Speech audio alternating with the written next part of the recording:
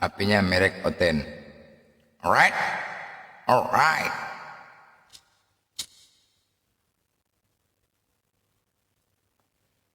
Ya, buat teman-teman apa ya? Mau bilang apa ya? Yuk, ada mau ngajak PK. Alright. Assalamualaikum warahmatullahi wabarakatuh. Buat yang baru bergabung, yang sudah mengucapkan salam, Waalaikumsalam warahmatullahi wabarakatuh. Innal hamda lillahi nahmaduhu wa nasta'inuhu wa nastaghfiruh wa na'udzu billahi min sururi anfusina wa min sayyiati a'malina. May yahdihillahu fala mudilla lahu wa may yudlil fala hadiyalah. Asyhadu an la ilaha illallah wahdahu la syarikalah wa asyhadu anna Muhammadan abduhu wa rasuluh. Untuk momot jangan dulu dinaikkan ya. Right? Right. Alhamdulillah, hari ini kita bisa berjumpa kembali, berkomunikasi kembali, walaupun melalui media sosial yang selama ini atau yang berapa hari ini kita tidak bisa menyampaikan kebenaran, yaitu berdakwah, diakibatkan adanya pembatasan untuk wilayah Indonesia, lain luar negeri. Jadi tidak dapat kita menyaksikan di TikTok ini karena pembatasan dari pemerintah. Alhamdulillah, sekarang sudah normal kembali. Itu berlaku lebih kurang 2 hari atau 3 hari. Alhamdulillah. Ya, banyak teman-teman DM, kenapa tidak bisa live, kenapa tidak bisa menonton. Rasanya gelisah, rasanya ada yang kurang ketika tidak ikut, ya, ikut mendukung kami sebagai debater apologet Islam dalam hal menyampaikan. Banyak yang merasa ada kekurangan ketika tidak mendukung.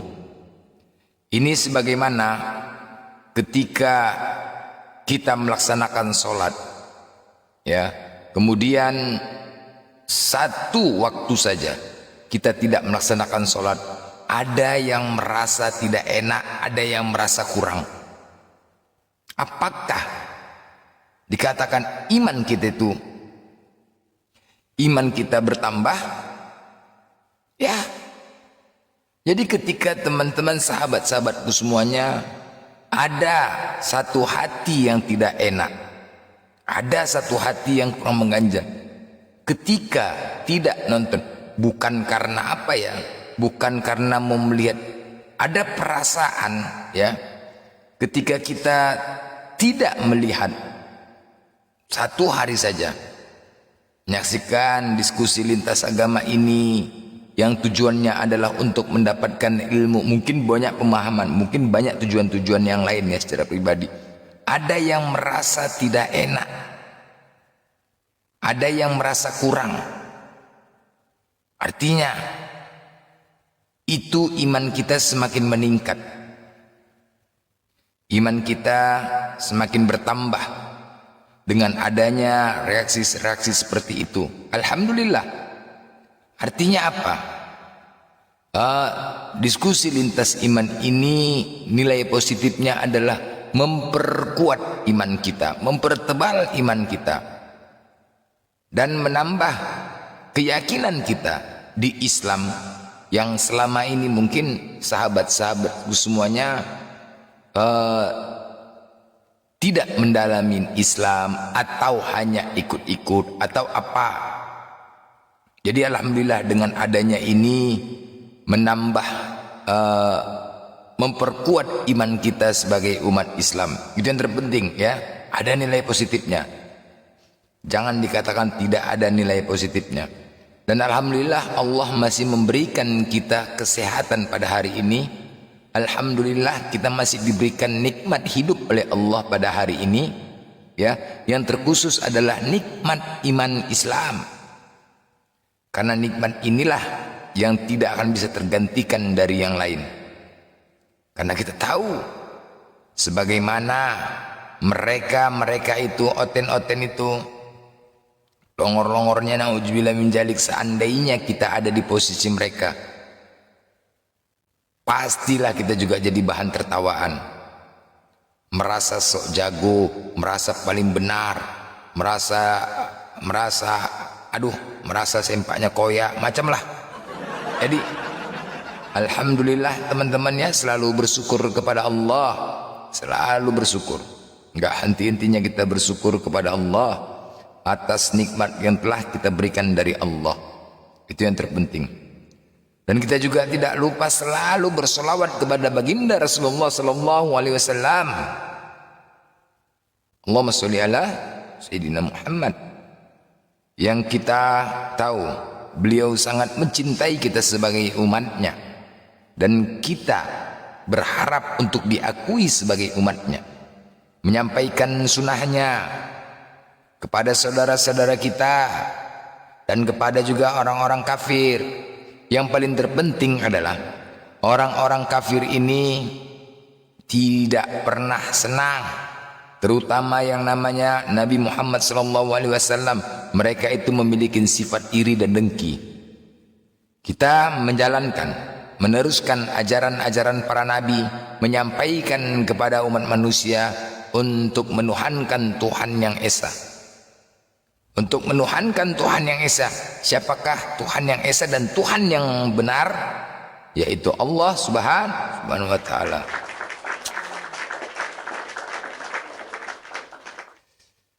Di sini kita tahu bahwasanya ya, hidup kita, sahabat-sahabatku sekalian, saudaraku yang dicintai karena Allah, hidup kita di dunia ini ibarat sebuah penjara. Tempat seseorang, tempat dikurung, tidak bisa melakukan semua apa yang kita inginkan, tidak mampu mengerjakan semua keinginan hawa nafsu kita, dan tidak dapat berbuat segala sesuatu yang dilarang oleh syariat. Dari hadis Abu Hurairah radhiyallahu berkata, Rasulullah SAW bersabda, dunia penjara orang mukmin dan surga orang kafir. Hadis riwayat Muslim. Maknanya bahwa setiap orang mukmin terpenjara, terlarang di dunia ini dari berbagai syahwat yang diharamkan dan dimakruhkan. Diperintahkan untuk melakukan ketaatan yang berat menurut hawa nafsu kita sendiri. Apabila meninggal dunia, apabila kita telah tiada nanti, barulah kita istirahat yang selama-lamanya dan memperoleh apa yang telah Allah janjikan dengan kenikmatan kekal. Mendapatkan peristirahatan kita yang kekal, ya, yang sempurna.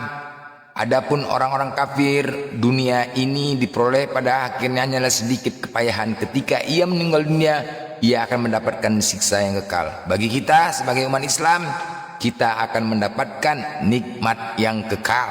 Tetapi bagaimana dengan orang-orang kafir? Wow, makanya surganya mereka itu adalah di dunia. Jadi kehidupan di dunia ini bagaikan penjara buat kita. Jangan merasa kita sok hebat, jangan kita merasa sok benar, ya. Di dunia ini pun hanya sementara. Paling jauh umur 60-70. Paling jauh. Tidak terasa, hari cepat berlalu, waktu cepat berlalu, ya. Dibandingkan, coba bayangkan siksaan pedih itu. Kemudian di dunia hanyalah singkat, saudaraku, sahabatku, 67 tahun. Nah, ada bahkan yang kurang lebih dari itu. Macam. Jadi sebisa mungkin lakukanlah berbuatlah yang terbaik untuk diri kita, banyaklah beramal. Dan ternyata dakwah ini juga merupakan kewajiban bagi kita. Sama tadi seperti sholat, ketika sahabat-sahabatku tidak melihat, ini hanya mendukung saja ya, mendukung kita apologet, melihat, mendukung. Satu hari saja ada merasa kehilangan, ada merasa tidak enak, itu artinya apa? Sudah menjadi kewajiban kita dalam hal berdakwah. Walaupun kalian itu hanya untuk tap-tap layar, menyimak saja di bawah, tetapi ketika tidak melihat satu hari saja, ada rasa yang kurang, ada rasa yang tidak enak, ya, ada rasa tidak enak. Artinya apa? Iman kita semakin meningkat dan semakin bertambah. Itu dia, teman-teman.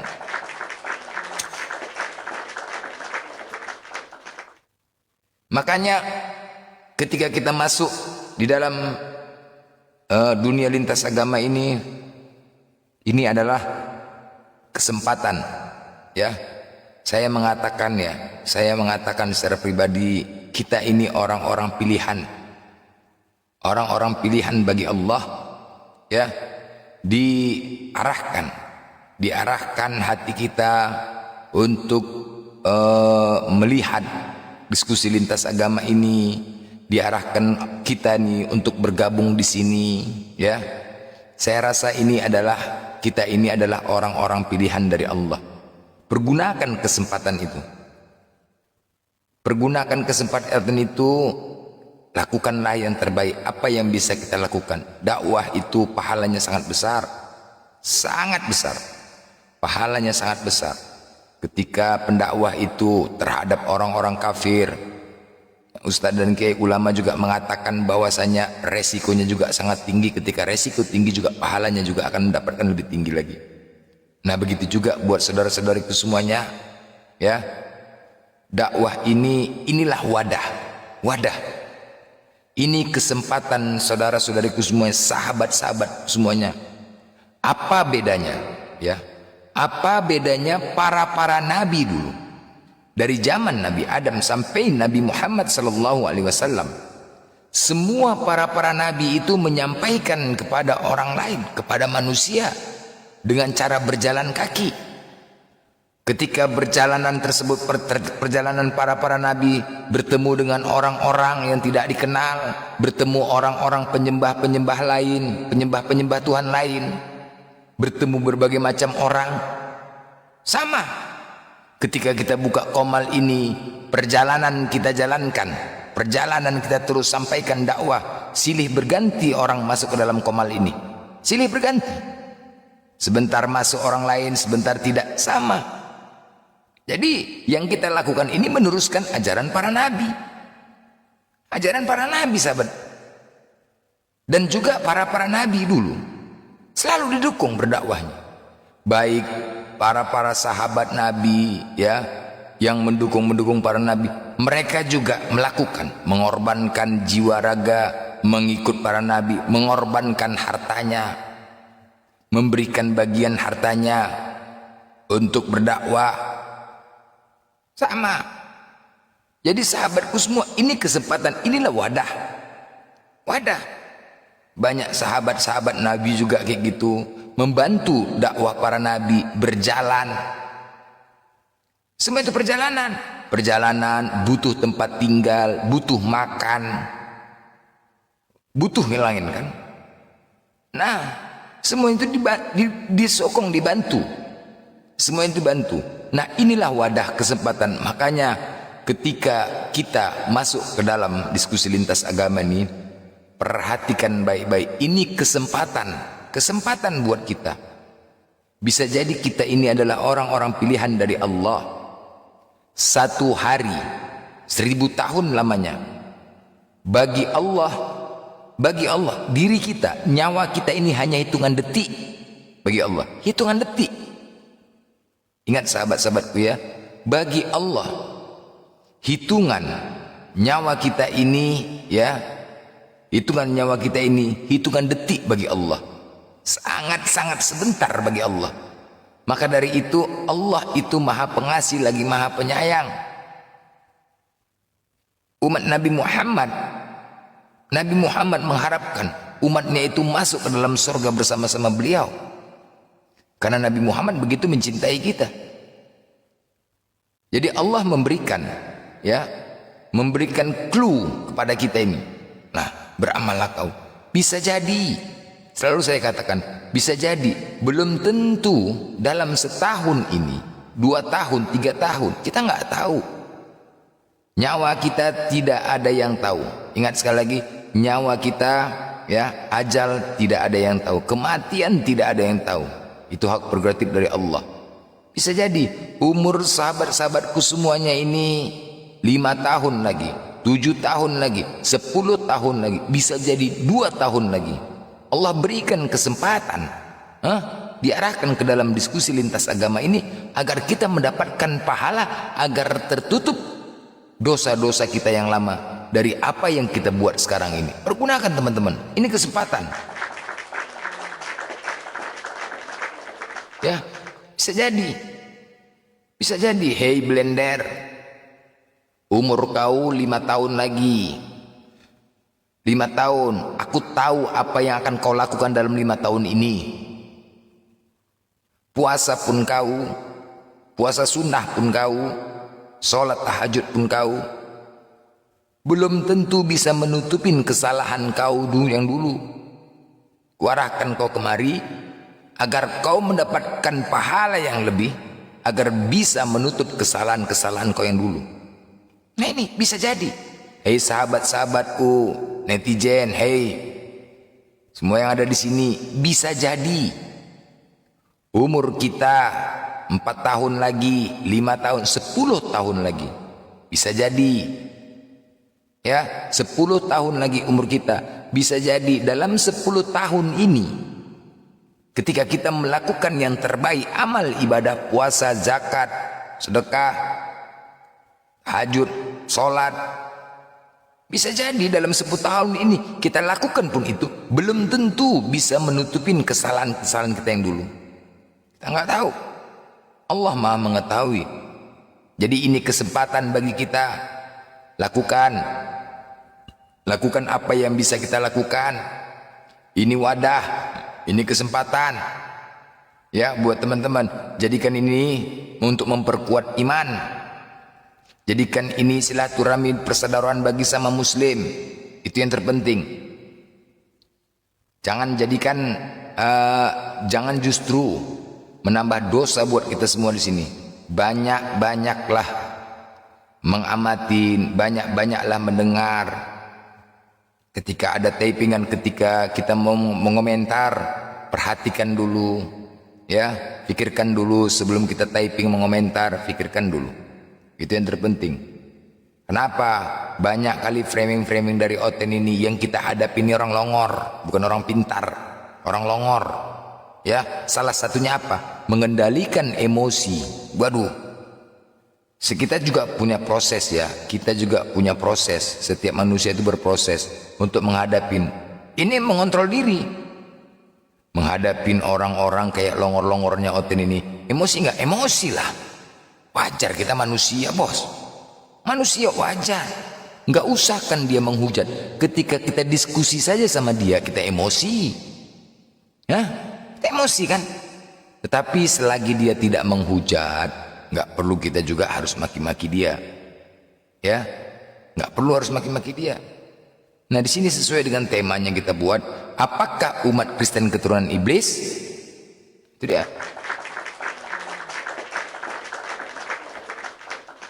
Apakah umat Kristen keturunan iblis? Yes? Nggak tahu lah nantinya. Kalau di sini tanda tanya, oke? Kalian harus pahamin sifat iblis itu bagaimana. Yang paling utama itu sombong. Itulah sifat iblis. Sombong, merasa dia paling benar, anggar jago, sok, iri, dengki. Itu sifat iblis. Sebagaimana iblis tidak mau sujud, patuh dan tunduk kepada Nabi Adam, sombong. Nabi Adam tidak mau patuh, sama juga sama kita.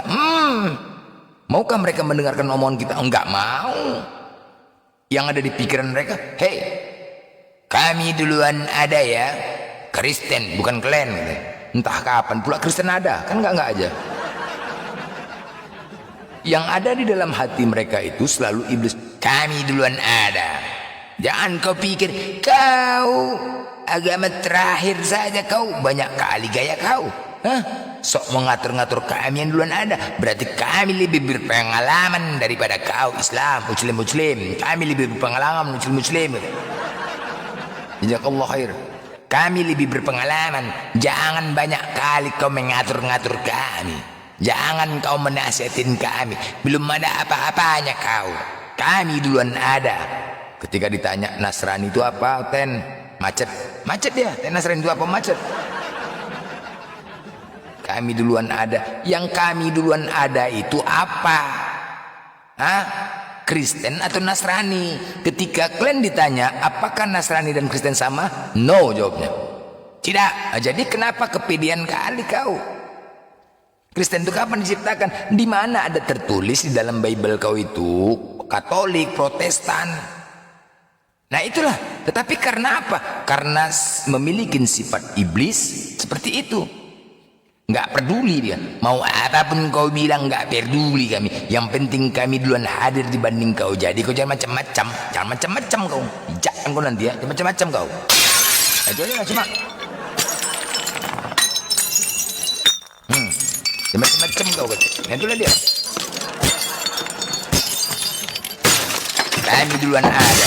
Hah? Macam-macam kau. Jangan mengatur. Aku pengalaman duluan.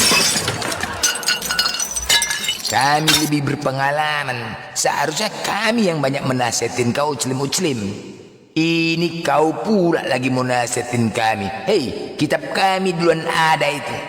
Al-Quran kau terakhir. Kau menjiplak-jiplak punya kami. Kitab kami. Sekarang kau pula yang mengatur kami. Kepala otak kau tuh Muslim katanya. Nah itulah yang disampaikannya. Pemahaman mereka pasti itu. Karena apa? Karena keturunan iblis sesuai. Isi kitabnya mengatakan mereka keturunan iblis. Karakternya sama sombong. Coba perhatikan. Iblis itu kan bermacam-macam kelicikannya. Licik. Datang baik-baik, pura-pura santun, tapi dalam hatinya, aduh. Kalau sudah dikatakan keturunan iblis, mau yang baik pun di depan mata kita, belum tentu teman-teman, belum tentu. Ya, kalau masih dia, Tuhannya yang mati, hantu, udah dia lah itu dah, nggak bisa dipungkirin. Kecuali Allah berikan hidayah, mulai tergerak, lain cerita. Tapi kita tahu itu. Itulah iblis itu. Berpura-pura, ada yang pura-pura. Iblis kan macam-macam kelakuannya. Yang pura-pura baik, yang merayu, lemah lembut, macam-macam kan. Yang keras, sombong, macam. Semua sama dia. Datang naik ke atas pura-pura dengan cara lembut, licik, kan. Nah, harus kita pelajari dulu karakter musuh. Harus kita pahami dulu iblis ini bagaimana. Sombong. Tapi dibalik kesombongan dan longor, itu penting, longor. Pasti longor kan, longor. Kenapa dikatakan longor? Iblis itu masuk neraka. Pedean kali dia masuk neraka, pede. Longor. Di balik itu semua kesombongan, kecongkakan, kedengkian, dendam, ya, semua itu, ya, itulah sifat karakter iblis teman-teman. Jadi kita harus pahamin ya, siapapun itu. Cuman kita juga harus bisa ya mengkondisikan mereka. Pasti ada kelemahannya. Sifat iblis itu licik, macam cara lah, pasti ada kelemahannya. Yang paling utama adalah kebodohannya. Kebodohan. Dia tidak pernah memikirkan dia tidak pernah memikirkan efek apa yang dia lakukan. Nggak pernah. Iblis itu nggak pernah. Maju terus, suka hati aja, gas terus. Efeknya nggak pernah dia pikirkan itu. Yang penting keinginannya tercapai. Udah. Yang penting iblis itu kemauan dia tercapai tanpa memikirkan efek belakangan. Nggak ada itu. Itulah iblis. Sama kayak Oten, maju aja. Itulah dia, maju aja. Coba bayangkanlah. Nah, jadi ketika yang namanya pujian-pujian, nyanyian-nyanyian itu, ya itu nyanyian-nyanyian apa ya? Nyanyian rohani, nyanyian apa? Aku pun pening. Yang namanya Tuhan itu kan sesembahan. Sesembahan yang wajib disembah. Itu Tuhan. Kalau mereka memang memiliki Tuhan, berarti memang ada ritual menyembahnya. Pertanyaannya, apakah ada ritual menyembah mereka? Adakah? Nggak ada. Joget-joget bukan menyembah. Nah, itu buktinya. Tidak pernah. Menyembah itu kan minimal membungkukkan, merendahkan diri. Membungkukkan diri, ya, sujud, ya, duduk, sujud, bersimpuh, apa ya? Itulah paling tidak. Yang namanya memiliki Tuhan itu dia melakukan ritual menyembah. Ada ritual menyembahnya dilakukannya. Kalau dia benar-benar memiliki Tuhan. Kalau dia benar-benar sadar Tuhan itu adalah sesembahan. Tetapi tidak. Nah itu tadilah. Sama seperti iblis. Tidak ada kata-kata menyembah, tunduk, patuh. Nggak ada. Nggak ada. Mau siapapun itu. Tidak ada kata-kata patuh, tunduk. Mau siapapun. Nah apakah ada mereka lakukan itu dalam gereja? Ada? Nggak ada teman-teman, joget-joget. Aduh. Ketika itu sering itu dulu. Ketika pendeta masuk, oke, rame. Apa sih namanya yang orang gereja itu ya? Orang keduanya itu. Apa sih disebut apa sih gerejanya? Itu selalu bilang tuh, Pak Pendeta, perpuluhan sudah terkumpul.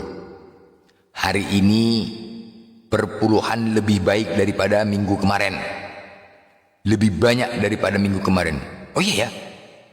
Ini apakah mungkin karena apa ya? Karena bulan muda, makanya lebih banyak. Nggak tahu pendeta. Ganas lah pokoknya perpuluhan lancar ini. Oke, main. Oke. Karena ini hari jemaat-jemaat, hari yang bahagia. Tepuk tangan dulu buat Tuhan. Hari yang berbahagia buat kita semua. Di hari Minggu ini kita bersuka cita, gembira karena Tuhan Yesus telah menyelamatkan kita. Untuk itu, mari kita berbahagia dengan cara melompat-lompat dan bernyanyi. Alright, musik, gas. Masuklah ting. Po ami abelalang kupu-kupu. Encus anak bayi udah besar jadi Tuhan. Po ami abelalang kupu-kupu. Encus anak bayi udah besar jadi Tuhan. Ye. Po ami mulai jengkel. Po ami nggak sadar itu. Yang dia lakukan itu joget-joget aja, nggak sadar dia liriknya itu. Po ami abelalang kupu-kupu. Encus anak baik udah besar jadi Tuhan. Aye, apa amik enggak sadar. Yang penting mereka ikutin kata pendeta. Ayo mari kita berjoget bersenang. Tepuk tangan buat Tuhan, tepuk tangan. Mari bergembira kita buat Tuhan katanya. Padahal Tuhan yang menderita, bergembira suruhnya. Hah? Padahal Tuhan yang menderita, datang dia senang. Apa amik belalang.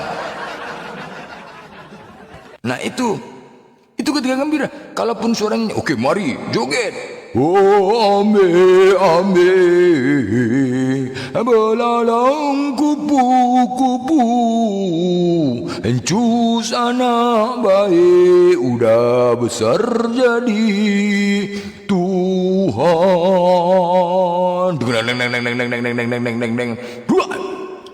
Oke, musik gas. Po ame belalang kupu-kupu. Encus anak baik udah besar jadi Tuhan. Po ame. Itulah kalau perpuluhan lancar. Nggak sadar dia liriknya itu, nggak sadar liriknya. Yang penting ngikutin aja pendeta. Ayo lompat-lompat, joget-joget, jingkrak-jingkrak. Oh, po ame. Mari semua, mari lagi joget. Tepuk tangan buat Tuhan. Mari lagi. Lebih bergairah lagi agar kita semangat bahwa Tuhan Yesus telah menyelamatkan kita. Haleluya. Oke, mari semua. Po ame belalang kupu-kupu. Encus anak baik udah besar jadi Tuhan. Po ame. nggak sadar itu, nggak sadar liriknya itu, itulah doktrin buat mereka, ya kan? Ya, mak tengoklah si Aisyah nih, tengok si Aisyah nih, bagus suara Bang Blender, udah bisa Bang ikut lomba bulu tangkis, nanti lah. Hah, udah bisa Bang ikut lomba bulu tangkis. Lomba bulu tangkis, lomba panjat pinang lah. Nah itu fakta. Ya, yes. Tapi ketika perpuluhan lancar, kenapa? Memang diharapkannya perpuluhan 10% loh. Kadang-kadang mereka kan ngasih 10% pas. Kalau lebih daripada 10% itulah bahagia. Kalau kurang, ketua, komandan, pendeta, agak sepi gue tengok ini minggu ini, entah kenapa ya, padahal jemaat rame. Mungkin bulan tua kali ya, ya nggak tahu lah. Mereka ngasih pas-pasan, pas 10%, nggak ada yang lebih. Kalau 10% gaji 2.200.000 dikumpulkan berapa? Ya tapi tipis lah, dan yalah, kalau lemah tipis gini pun aku pun berkhotbah kurang semangat ya kan, kurang semangat berkhotbah. Oke lah, buat jemaah-jemaah sekalian, mari kita bernyanyi karena kita menerima dengan sukacita. Buat Tuhan Yesus telah menyelamatkan kita dari dosa-dosa yang telah ditebuskannya dengan mengorbankan dirinya, merendahkan dirinya di tiang kayu salib untuk kita semua jemaah-jemaah ini. Mari kita bernyanyi. Musik. Encus bobo, encus bobo, kalau tidak bobo digigit nyamuk. Ikutin kata-kata saya semuanya, mari kita bernyanyi bersama-sama. Di dalam Yohanes ini, nyanyian ini ditujukan kepada Tuhan kita karena menerima kita, bersuka cita, mengorbankan dirinya untuk kita. Mari kita mulai semuanya. Encus bobo,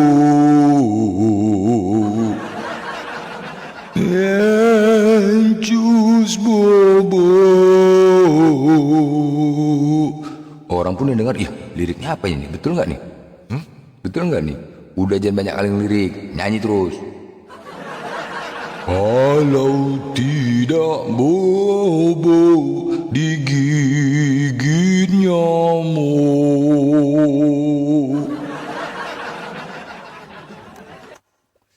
Untuk itu mari kita berdiri sambil bernyanyi. Mari semua jemaat-jemaat berdiri. Encus bobo,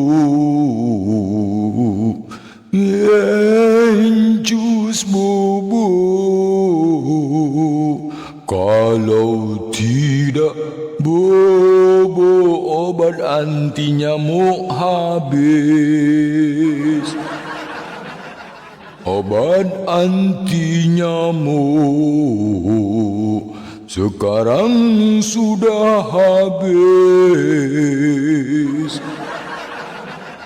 Kalau encus gak bobo, nyamuknya gigit. Sama yang Wak Maria dulu pun, Wak Maria itu pun dulu gitu juga itu. Saat gimana? Saat encus itu diayun di bawah pohon kayu rambutan, di pohon rambutan. Saat siang-siang kan soju di bawah pohon, siang-siang dibuatlah ayunan di situ, diayun dia. Waktu masih bayi ditimang-timang. Tapi Bunda Maria itu apa? Sedih. Saat mengayunkan encus, mengurusnya dari kecil hingga besar, umur-umur 1 tahun. Timang-timang, sedih dia. Nyanyinya pun sedih. Makanya aku bilang Maria silalahi, Maria baru silalahi. Bisa jadi ketika nyanyiannya di waktu kecil, encus, kemana bapakmu cuk nggak pulang-pulang. Sambil ngayun tuh, sambil ngayun. Sudah 3 hari ini nggak pulang-pulang. Encus, Kemananya bapamu Ucup nggak pulang-pulang? Katanya mencari kayu kok nggak pulang-pulang. Encus. Gara-gara mamaknya menyanyi itu, si Encus pun nggak bisa tidur. Nggak bisa tidur dia. Bukan karena suaranya nggak bagus nyanyinya, bukan karena nadanya, tidak. Liriknya itu yang buat dia nggak bisa tidur. Apa katanya? Karena apa? Yang dipikirkan si Ucup. Mama masih tunangan saja pun heboh kali. Masih tunangan loh mak. Hah? Kenapa heboh kali? Mak, itu banyak kali setelnya itu. Banyak kali setelnya si Ucup itu. Sekarang mama bayangkanlah, karena dia tahu mama bakal melahirkan Tuhan, bisa jadi pura-pura dia mak, itu dia. Karena tahu dia mama bakal melahirkan Tuhan, taulah Tuhan mak bisa berbuat apa saja. Dekat dengan Tuhan seolah-olah dia Tuhannya. Ketika dia nggak senang sama orang, ngomong dia sama Tuhan, Han, itu nggak senang aku, gas tuh, gas. Nah itu dah, bisa berbuat apa saja. Sama mak, ketika kita dekat dengan presiden, macam kita presidennya. Nah begitu. Jadi Ucup itu mak memang banyak kali gayanya, seolah-olah Tuhan lahir, dia pura-pura cinta. Yang nyanyi menggatal juga dia tuh mak, menggatal mak, alah. Janganlah begitu nakku, janganlah. Apapun ceritanya, walaupun itu bapak tirimu, tapi baik dia samamu.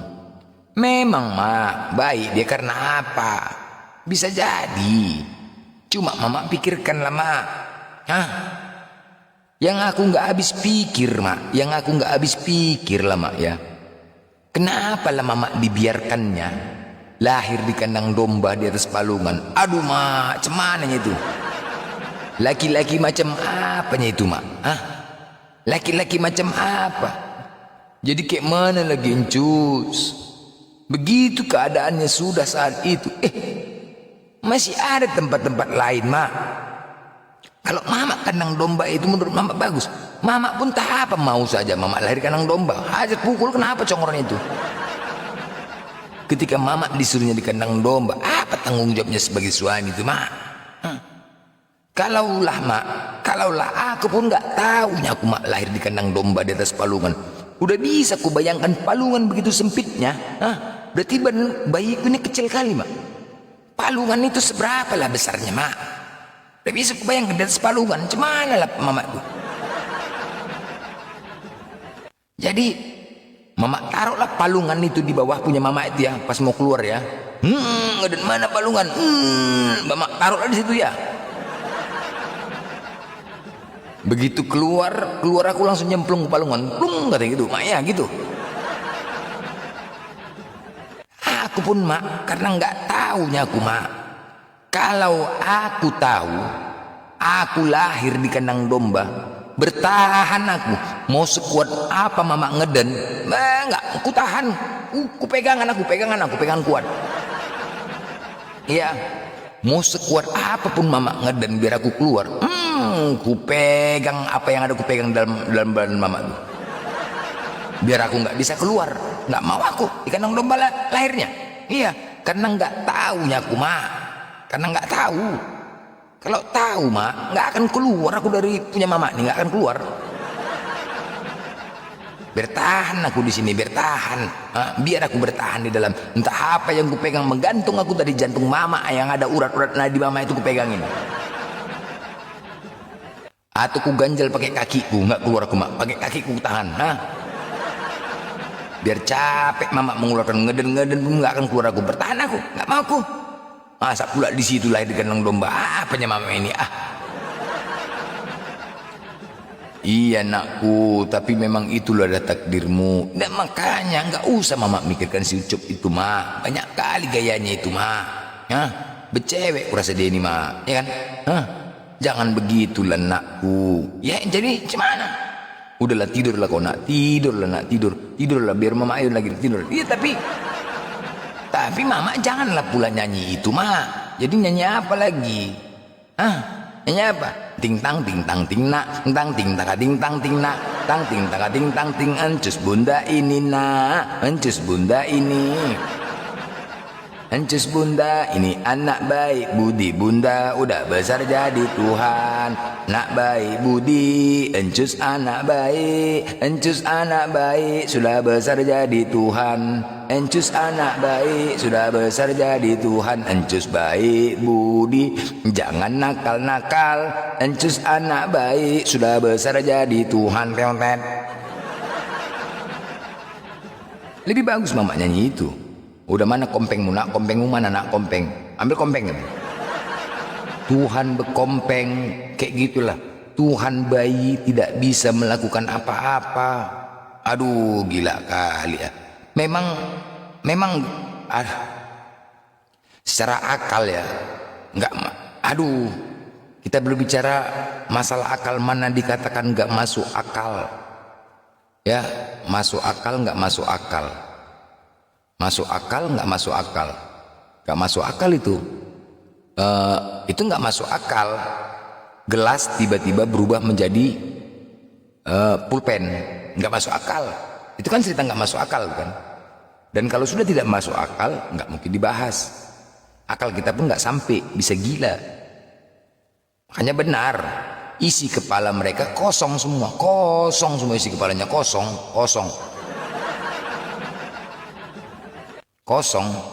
isi kepalanya. Nah itulah ya, lama-lama sama ya memang nggak ada isi kepala, cemana sadar diri lah. Apa bedanya sama binatang? Kucing jangan kau makan tuh, kita siapkan, naik juga ke atas meja dia, naik juga ke atas meja. Udah dibilang jangan kau naik ke atas meja, naik juga. Orang nggak ada akalnya, ya kan? Nggak ada akalnya. Begitulah oten teman-teman, tadi perlu disadari sendiri. Makanya benarlah mereka itu keturunan iblis. Yes. Apa keturunan iblis? Ya kita tengok aja sendiri. Kita buktikan. Kalau mereka tidak berani naiknya, nggak apa-apa. Kita tidak bosan-bosannya menyampaikan kebenaran itu, kita nggak bosan-bosannya. Inilah ajaran Islam, menyampaikan. Orang yang masuk kemari silih berganti. Apa bedanya kita? Sama. Ajaran-ajaran para nabi juga dulu berjalan menyampaikan dakwahnya kepada manusia yang ada di situ. Jangan kau sembah itu, jangan.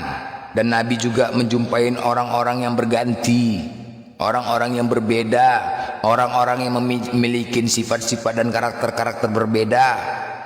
Nah itu. Dan kita juga di sini sama, walaupun kita tetap tempat di sini, tidak bergerak di satu komal ini, tetapi yang masuk kemari itu silih berganti teman-teman. Yang masuk silih berganti, yang masuk kan bukan kita aja, sama. Jadi tetap sampaikan dakwah kita itu terhadap mereka. Nah inilah wadahnya. Makanya ini sangat-sangat kesempatan buat kita semua. Sangat-sangat kesempatan ketika Allah arahkan kita ke dalam diskusi lintas agama ini. Ini adalah peluang bagi kita semua, sahabat-sahabatku. Peluang. Pergunakan ya.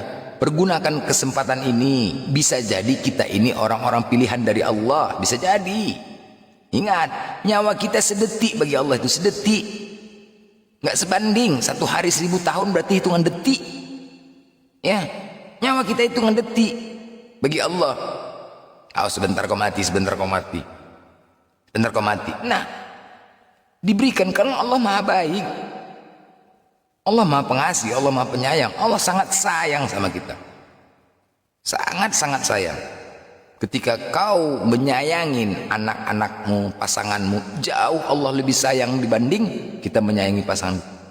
Tapi ingat, jangan terlalu berlebihan untuk mencintai dan menyayangi manusia. Ketika kau terlalu berlebihan sampai kau lupa kepada Allah, bisa jadi Allah akan tarik rasa itu. Ya kan? Alright. Judulnya ngeri. Ngeri judulnya. Judulnya ngeri kan? Ngeri judulnya, bahaya. Alright. Judulnya bahaya nih, bukan kaleng-kaleng. Ada yang berani datang? Hah? Zep. Zep. Hah. Ini lebih ganas lagi. Lebih ganas lagi judulnya nih, bos. Ya kan? Hah?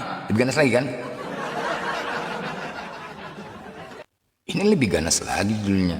Marilah kita memuaskan birahi. Marilah kita memuaskan birahi hingga pagi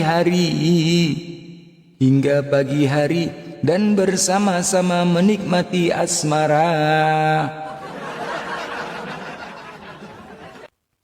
Memuaskan birahi itu melakukan persetubuhan hingga pagi hari. Mak jangan gila. Hingga pagi hari keluar dari kamar, jalannya udah merangkak itu ya. Merangkak tuh nggak? Hah? Ya kan? Jalan merangkak. Ini marilah ini kan sebuah ajakan ya. Ngerilah. Pantaskah ini dikatakan kitab suci? Pantaskah? Coba tanya dulu. Pantaskah ini dikatakan kitab suci? Suci itu kudus, bersih. Terhindar daripada najis. Terhindar daripada kata-kata yang tidak mengenakkan, ya. Terhindar dari kayak gini lah. Ini kan sebuah kata-kata najis terlalala.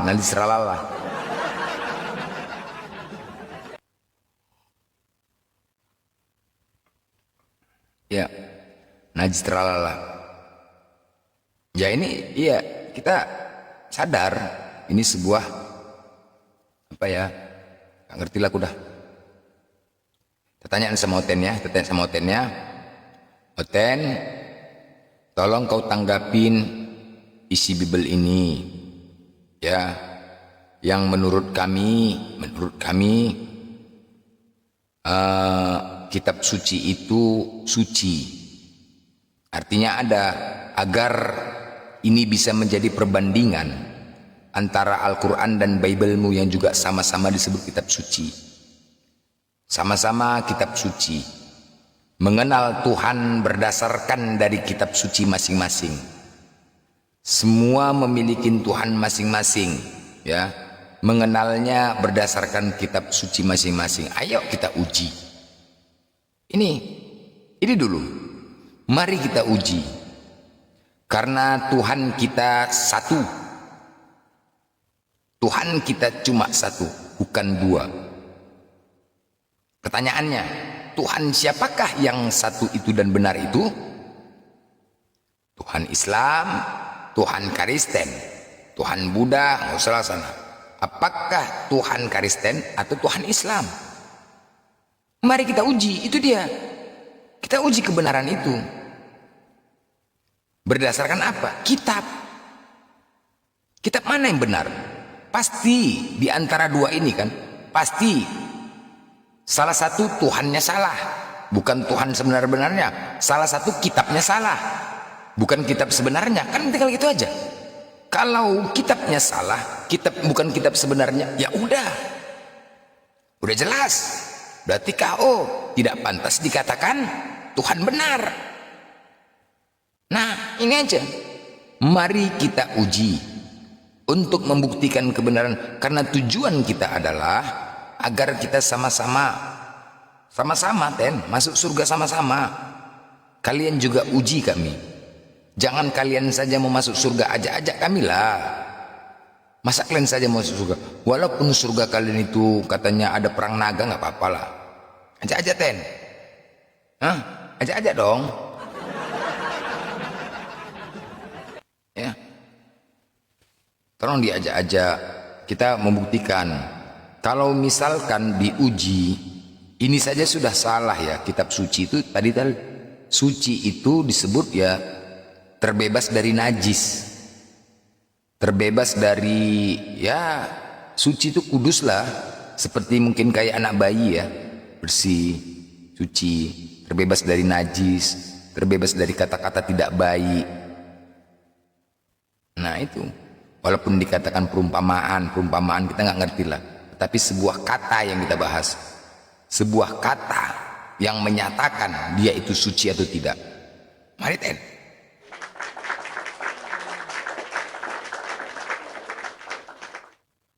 Kalau memang betulnya masuk surga, enak kali kalau kayak gitu. Mau nggak kalian kayak gitu? Seandainya benar, mau nggak? Hidup di dunia suka-suka hati, bangun, nggak ada aturan, mau apapun bebas, ya, nggak pernah takut untuk melakukan sesuatu yang terkhusus apa? Terkhusus dalam hal kemaksiatan, ya. Jadi nggak perlu takut lagi, karena apa? Karena mereka sudah terbebas daripada penyaliban Yesus. Ajak, mari sama-sama, ya. Karena yang pasti dalam hidup ini adalah mati. Yakinkan kami kalau memang benar agamamu itu benar. Yakinkan. Yang pasti kita sama-sama agama syiar. Kalian agama syiar, Islam agama syiar. Silakan lakukan syiar kalian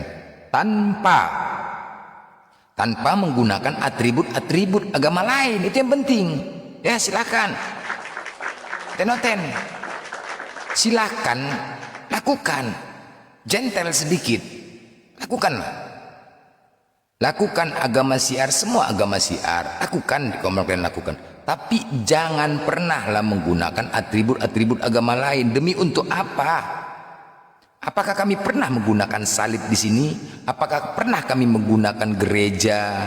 Pernah menggunakan gaya-gaya pendeta, pakai jas? Nah, pernahkah? Tidak. Tapi kalau kalian, siapa tuh pakai gaya-gaya Arab? Mikana pakai hijab. Di saat live aja dia pakai hijab. Habis itu lepas hijabnya, ke gereja suruh nggak dia pakai hijab, mana mau dia. Artinya kan apa? Nampak. Janganlah menggunakan atribut-atribut lain, agama lain. Itu namanya kalian merusak tatanan dalam beragama, merusak dan memancing, memperkeruh keadaan. Makanya kadang-kadang Kristen ini tidak sadar, dianggapnya kesalahan itu datangnya dari kita aja. Kenapa? Karena dilandaskan kebencian. Seolah-olah kesalahan itu dari kita saja. Enggak pernah. Pernahkah kalian lihat kami menggunakan atribut-atribut Kristen? Kalau untuk membahas kitab kalian, adakah larangannya? Kami tidak boleh membahas kitab kalian. Dan kami tidak pernah menafsirkan. Enggak berani kami menafsirkan kitab orang lain, enggak berani. Dan tidak ada kecuali beda dengan Al-Quran. Itulah kalahnya kalian. Al-Quran saja sudah ada persyaratannya. Persyaratan untuk menafsirkan Al-Quran tidak sembarang. Jadi ketika persyaratannya itu ada, kalian tidak tidak bisa menafsirkan sembarang. Nggak bisa. Harus kalian pahami, noten. Nggak bisa. Ada berapa ilmu? Ada 15 kan? 15 ilmu untuk menafsirkan Al-Quran itu. Nah, apakah kalian bisa melakukannya? Enggak tentu. Jadi kalaupun Bible kalian itu kecuali sama kayak Al-Quran, ada persyaratannya untuk kami pun nggak akan berani loh membaca apa yang tertulis saja. Kami harus membaca apa yang tertulis. Tidak ada persyaratan khusus, dalam Bible kalian itu nggak ada. Ilmu lugat, ilmu nahu, tata bahasanya Al-Quran itu bukan kaleng-kaleng. Ilmu sarafnya, perubahan bentuk kata-katanya, lagi ilmu istikak, akar kata, banyak kan, ilmu ma'ani, ilmu bayannya, ilmu ba'di, ilmu kiraat, ilmu akaidnya, banyak.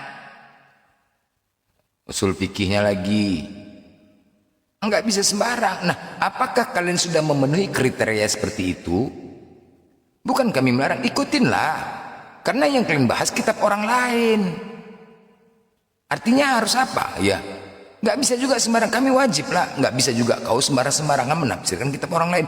Ketika syaratnya ada, ya kau harus lakukan. Jangan sembarang-sembarang. Yang ianya kau merasa gelisah ketika kitabmu saja kami bahas.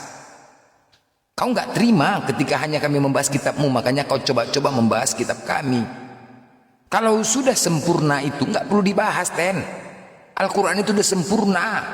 Seandainya Al-Quran tidak sempurna, maka Allah akan menciptakan kitab selanjutnya sampai benar-benar sempurna. Tetapi Al-Quran itu sudah sempurna, makanya dikatakan kitab terakhir dari kitab-kitab terdahulu, Zabur, Taurat, Injil. Dan Al-Quran lah penyempurna daripada kitab-kitab sebelumnya. Udah sempurna. Ketika sudah sempurna, ngapain dibahas lagi, Ngapain? Makanya tidak akan kau dapatkan kesalahan di Al-Quran itu. Ketika Al-Quran itu dikatakan sempurna, kau tidak akan dapatkan kesalahan Al-Quran itulah kalau udah kesempurnaan. Nah itu dia, nggak akan kau dapatkan. Berusaha kau lakukan, mencari kesalahan-kesalahan Al-Quran, entah macam-macam saja kau menafsirkannya, suka-suka hati kau aja. Dapat salah sedikit, padahal sudah kami jawab. Udah mati langkah, udah mati akal. Cari celah.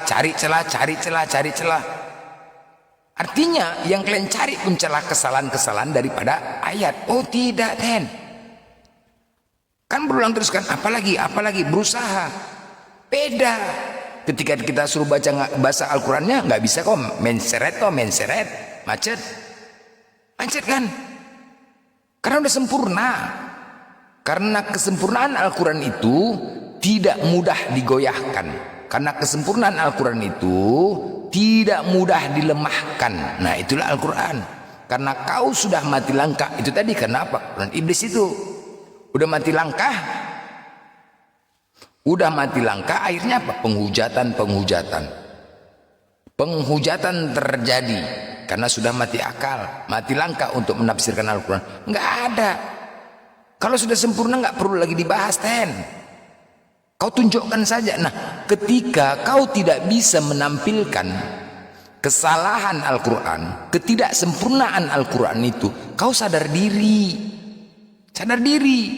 Bibelmu itu tidak ada persyaratan. Justru kami di sini hanya membaca sesuai apa yang tertulis.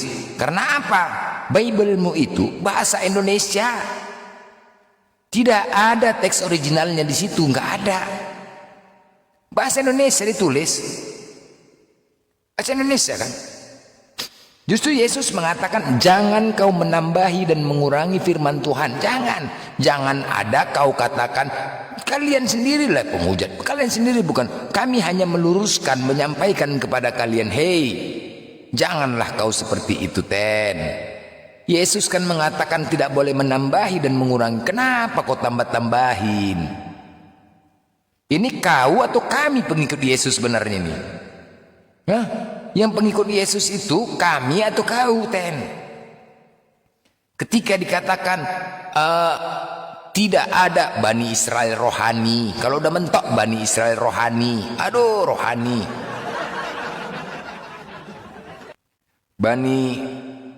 Bani Israel rohani, terus kemudian sunat hati, mati apa lagi, mati jasmani, mati rohani, apalah itu, kan menambahin itu kan. Janganlah, justru kami kayak gitu, inilah kami meluruskan. Jangan, ketika ada tertulis, nggak ada loh. Coba pahamilah kenapa denom kalian banyak, kenapa denom kalian terlalu banyak. Kenapa? Karena inilah masing-masing punya penafsiran sendiri, suka-suka hati menafsirkannya. Kan sudah dikatakan Tuhan itu maha tahu dengan apa yang dia ciptakan. Semua manusia itu memiliki pemahaman berbeda-beda tentang apa yang dia lihat, tentang apa yang kita baca. Semua punya pemahaman berbeda-beda. Ketika kita tanya, contoh misalkan ada 3 orang nih, tiga-tiganya ditanya, hei, Coba di depan mata kepala kau ini kan ada lapangan bola. Luas ya, lapangan bola luas ya. Coba, bagaimana pemahaman kau tentang lapangan bola ini? Yang satu mengatakan, ya luas, lapangan bola luas, rumputnya hijau, ada les-les garis, ada gawang, ada jaring-jaringnya. Oke. Yang satu lagi, bagaimana pendapatmu tentang lapangan bola ini? Ya, lapangan bola ini tempat bermain bola dan bisa juga dilakukan tempat untuk apa ya? Tempat untuk melakukan aktivitas lain, olahraga lain. Nah, jadi berbeda. Satu lagi mengatakan, ya memang tahu lapangan bola itu luas. Tapi pernahkah kau lihat di sekelilingnya? Coba lihat di sekelilingnya. Di samping lapangan bola itu ada rumah yang sangat indah dan mewah. Ada rumah yang sangat indah dan mewah. Terus kemudian di belakang gawang itu ada apa ya kita buat ya? Ada kaca. Ada warung yang menggunakan, atau ada kafe. Yang kafe itu sebenarnya ketika ada main bola, bisa saja bola itu masuk ke dalam kafe dan mengganggu orang minum. Kan luas ini kan? Pernahkah kau menilai ke situ? Kenapa dia bisa? Kenapalah dia melakukan atau membuat usaha itu? Justru itu akan merugikan dia. Tapi kenapa? Nah, pandangan pemilik kafe berbeda lagi. Jadi itulah makanya semua manusia memiliki pemahaman berbeda-beda. Makanya Allah Maha Tahu. Tidak bisa sembarangan ditafsirkan. Al-Quran ditafsir, udah ada tafsiran tertentu, satu tafsiran. Makanya kadang oten-oten ya, ketika kau membaca Al-Quran kami, baca terjemahannya, baca tafsirnya. Udah. Jangan kemana-mana lagi, jangan kau bertanya lagi. Kau baca tafsirnya, udah. Kalau kau nggak ngerti, udah banyak-banyak. Makanya kurang-kurangi makan babi, biar lemak kau tuh nggak banyak di akal, di otak. Ya, makanya, aduh, biar lemak tuh nggak banyak di otak kau, Ten. Alright.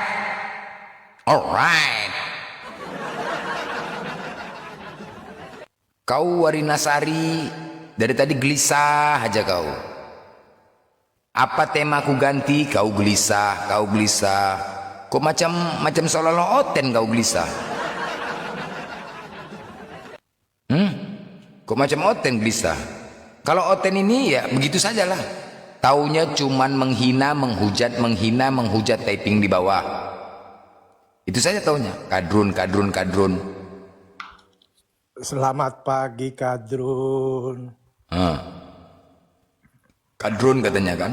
Padahal tuannya dari kadrun juga. Nggak sadar itu. Kadrun ada apa? Curhat. Padahal Tuhannya dari kadrun juga. Tapi dia manggil orang kadrun. Kan orang nggak tuh? Ya, kalau Kadrun kan makanan pokok kalian. Emang kadrun itu apa? Kadal gurun yang kamu makan, suku Baduy. Ya sama lah, kalau tuanku makan apa dulu? Iya, kadal gurun makanan pokok kalian. Ya Tuhan kau makan ikan, kenapa kau makan babi? Makan babi halal, Al-Maidah ayat 5. Halal. Baca tuh, babi halal. Halal ya. Halal lah, baca Al-Quran, makanya pinter. Kau tahu nggak Al-Quran itu? Dibodohin nabi palsu gimana? Nggak usah. Nggak, kau tahu